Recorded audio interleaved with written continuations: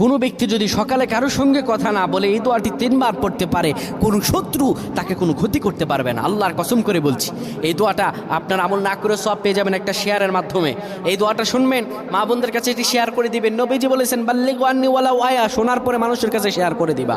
এটি ফজিলতপূর্ণ আমল, এটি আমি করেছি, আলহামদুলিল্লাহ আমি ফলাফল পেয়েছি, আপনিও পাবেন। আমলটা করে দেখেন। নবীজি সাল্লাল্লাহু আলাইহি সাল্লামের শেখানো দোয়া, বুলেট মিস হতে পারে, গুলি মিস হতে পারে, কিন্তু দোয়ার ফজিলত মিস হবে না। কোনো ব্যক্তি যদি সকালবেলা পড়ে বিসমিল্লাহিল্লাযী লা ইয়াদুররু মা ইসমিহি শাইউন ফিল আরদি ওয়ালা ফিস সামাই ওয়া হুয়াস সামিউল আলিম, এই দোয়াটা কোনো ব্যক্তি যদি 3 বার পড়তে পারে, আমার আল্লাহ রাব্বুল আলামিন আসমানি বালা জমিনি বালা হার কিসিম বালা মুসিবত থেকে তারে বাঁচায়া দিবেন, বিপদ থেকে বাঁচিয়ে দিবেন। আল্লাহর দয়া রহম তার উপরে দান করবেন। আল্লাহুম্মা আমিন।